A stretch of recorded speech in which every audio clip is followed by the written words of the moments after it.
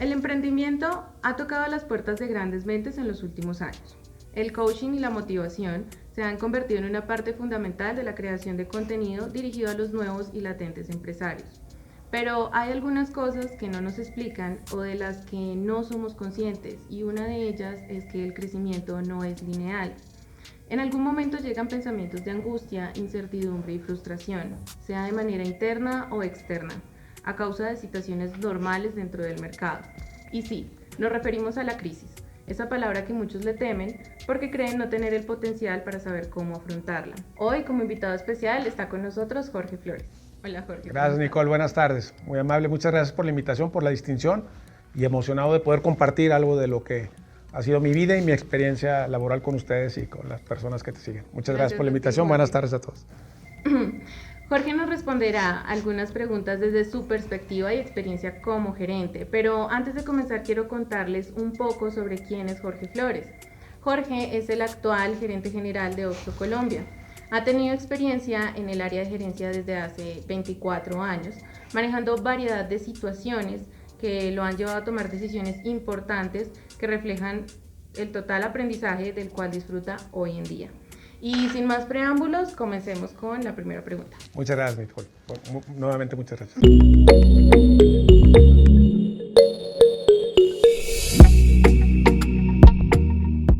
Bueno, Jorge, cuéntanos cuáles han sido los principales retos que has enfrentado como gerente general. Hola, muy buenas tardes. Sin duda ha habido muchos retos en toda esta experiencia, pero los principales siempre han tenido que ver con la gente. Uno hace gracias a los colaboradores, uno hace gracias a la gente, y creo que el principal reto es ese: cómo conectar, cómo inspirar, cómo convencer y cómo llevarlos a que crean para que puedan crear. Ese ha sido el principal reto. Y si ese reto lo logras conseguir, lo logras conquistar, ya los temas económicos y los temas de objetivos y los temas de indicadores son menos complejos poderlos alcanzar. El verdadero reto es tener todo el compromiso y toda la lealtad de un equipo para llevar a buen fin el emprendimiento. Con base a lo que me cuentas, ¿cómo podrías definir una época de crisis o una época difícil en la empresa? Mira, pues definitivamente las épocas de crisis inician cuando los objetivos planteados por diferentes circunstancias no los estás logrando. Cuando los objetivos planteados no los estás logrando, tienes un problema, y ese problema te tiene que invitar a reconocer que tienes una crisis, que te tiene que invitar a que te puedas mover, a que te puedas transformar y que puedas aprender cómo lograr esa crisis. A veces la crisis la queremos interpretar como grandes cambios disruptivos y no nos damos cuenta que a veces una crisis se va conformando en el día con día cuando no vas logrando cosas que tienes claras en tus objetivos y que no te permites ver por X circunstancias. A mí, y supongo que a ustedes allá, les gustaría saber cuáles son esos elementos que identifican que una empresa está en crisis y cómo se debería actuar ante esos elementos. Es una pregunta complicada. Yo desde mi caso muy particular, desde mi experiencia, una empresa está en crisis cuando no está logrando la integralidad de tus objetivos. Tú puedes tener objetivos económicos que estás logrando, pero si los objetivos de la gente no se están logrando, tienes una crisis. Y tú puedes tener los objetivos de la gente en un buen camino, en un buen logro, pero si eso no te lleva a lograr los económicos, tienes una crisis. Creo que cuando no estés cumpliendo con cualquiera de estos dos objetivos, debes reconocer que tienes una crisis, porque los dos deben ir a la par. No puedes lograr uno a costa del otro, o no puedes sujetar uno a costa del otro. Entonces, cuando cualquiera de los dos no los estés logrando, para mí ya como empresa estás en crisis y tienes que estar actuando en consecuencia de lo que detectas.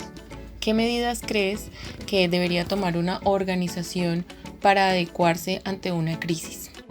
Mira, primero tiene que cimentarse en el liderazgo, y quienes ocupan las posiciones de mayor responsabilidad son los primeros que tienen que estar convencidos de aceptar la realidad y convencerse de transformarse, porque solo a través de esa transformación puedes transformar a los demás y puedes ayudarlos y convencerlos a aceptar esa crisis para poderla gestionar y sacar de esta crisis las mejores oportunidades que se te presentan para esa transformación. Si uno como líder no está convencido y no se transforma, no esperes que tu equipo lo haga.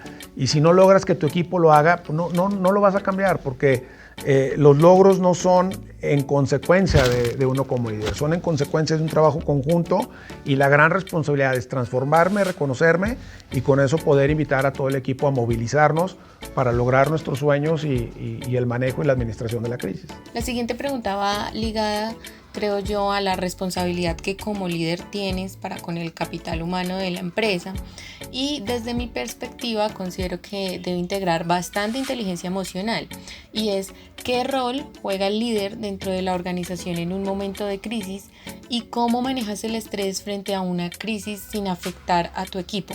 Mira, el rol del líder es fundamental y va conectado con lo que te respondía en la pregunta anterior. Tú no puedes esperar como líder que tu equipo esté bien si tú no estás bien. Si yo no me cuido, si yo no me reconozco, si yo no acepto lo que está pasando en mi emocionalidad, en mi intelectualidad, en los momentos de crisis, no voy a tener las capacidades para poder llevar al equipo en los mejores términos y en las mejores condiciones para superar y gestionar dicha crisis. Entonces es muy importante evitar el reconocerte, el aceptar las falencias, el reconocer las potencias y las cualidades que tenemos, para con eso transformarnos y poder llevar al equipo en ese camino de la transformación y tener una mejor gestión de la crisis y sacar el mejor provecho de la crisis. Sí, la crisis es muy compleja, sí genera emociones complejas también, pero también te regala muchas cosas detrás de estos problemas, y en esa transformación encuentras oportunidades que de otra manera no las habías visto, y esas oportunidades son las que nos hacen ser mejores ejecutivos, mejores seres humanos, mejores compañías y por lo tanto una mejor sociedad. ¿Qué tan complicado es para un gerente proveer liderazgo en una época difícil y por qué? Es muy complicado en función de qué tanta complejidad tengas tú en las emociones y en el pensamiento. Tú en la pregunta anterior, y que no te contesté, hablabas de cómo manejar esa inteligencia emocional y cómo manejar ese estrés.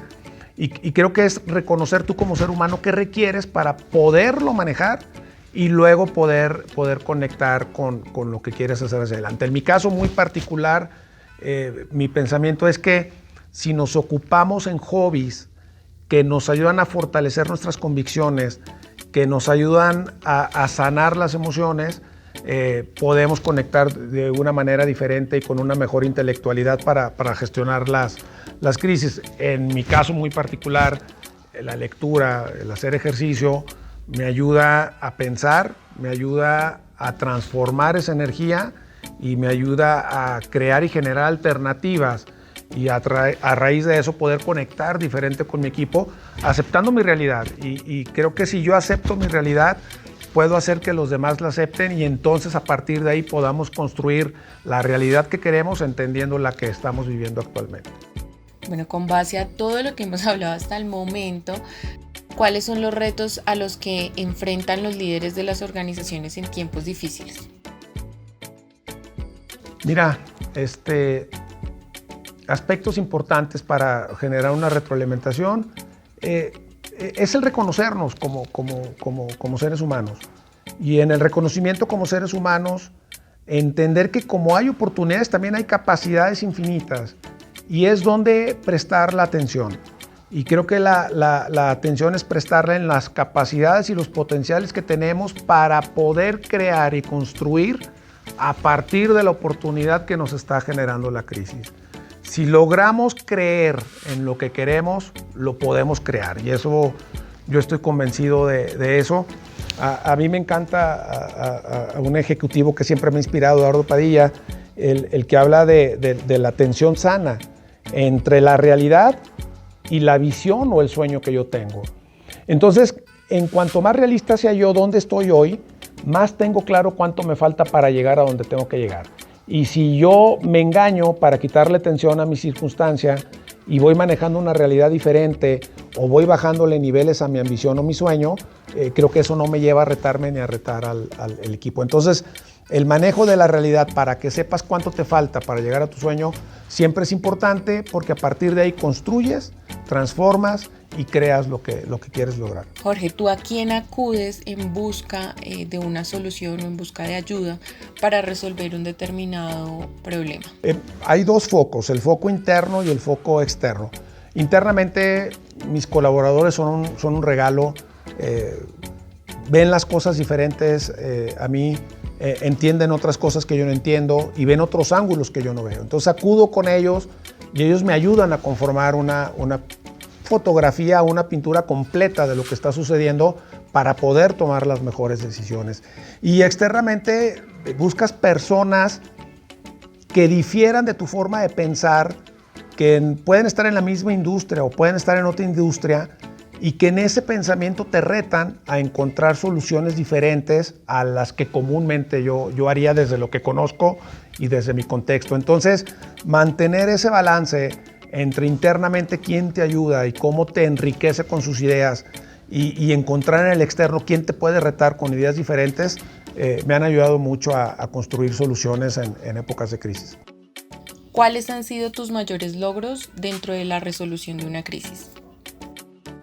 Yo creo que el entender que nos equivocamos, el entender que a pesar de que nos equivocamos pudimos solucionarlo y que después de esa solución el aprendizaje nos hizo mejores ejecutivos, me hizo mejor ejecutivo, pero sobre todo me hizo mejor persona, porque aprendí que tenía capacidades que de otra forma, si no hubiera vivido esa crisis, no hubiera entendido que tenía esa capacidad para poderme transformar, para poderme reinventar y para entender que tengo fortalezas que ahí están escondidas, pero que una crisis te lleva a poderlas destapar, a poderlas desempolvar y ponerlas en servicio de gestionar el cambio y la transformación. ¿Has cometido errores dentro de la administración de una crisis? Muchos. No terminaríamos en enumerarlos y en contarlos, pero el error es inherente. Lo que no nos podemos disculpar es el error por intención o la repetitividad de un error. El error siempre es bienvenido y lo tenemos que aceptar como parte de ese proceso de aprendizaje. Pero una vez que entendiste que cometiste un error, no te castigues, o sea, supéralo, entiende, aprende qué te dejó, qué hubieras hecho diferente, qué hubieras hecho mejor, y a partir de ahí replantéate la decisión. Pero nunca te culpes con el error, que eso es lo más seguro que tienes. Cuando tomas una decisión o emprendes un proyecto, lo más seguro que tienes es que te vas a enfrentar a errores y omisiones, que cuando te das cuenta, o te victimizas, o te haces cargo y te lo replanteas y lo corriges y lo mejoras. Y ahí está el aprendizaje y ahí está el ejercicio de la transformación. Basándonos en el fundamento de que de las experiencias se aprende, ¿qué habilidades has mejorado o desarrollaste durante este tiempo como gerente general? Mira, yo creo que la paciencia, de verdad, sobre todo puntualmente en esta situación, en esta época que nos está tocando vivir, donde todo lo que era cierto ha cambiado, donde esa zona de confort en la que me movía hoy no existe y me ha retado a transformarme y a manejarme diferente y a hacer un management diferente con mis colaboradores. Lo que me ha enseñado es que soy más paciente de lo que creía, y esa paciencia me ha llevado a generar una mejor escucha y esa escucha me ha llevado a generar unos mayores niveles de empatía, y creo que eso ha sido una de las riquezas fundamentales en este proceso y uno de los mayores aprendizajes que he podido desarrollar en mí. Nuestra última pregunta es: ¿qué consejo le darías a los emprendedores de hoy? Que persigan el sueño, siempre tengan un sueño, o sea, es importante siempre tener un sueño. ¿Dónde me veo? ¿En cuánto tiempo me veo? ¿Qué quiero lograr? Y siempre acepta la realidad, porque el entender ese sueño desde las capacidades que hoy tienes y que no tienes te permite construir ese camino para lograr el sueño. Y acepta que en ese camino te vas a equivocar. Acepta que en ese camino se van a cometer errores. Son parte de la vida, son parte del crecer, son parte del transformarse. No te culpes por esos errores, no te culpes por esas equivocaciones. Aprende, transforma y redirecciona el camino que te lleve a lograr ese sueño.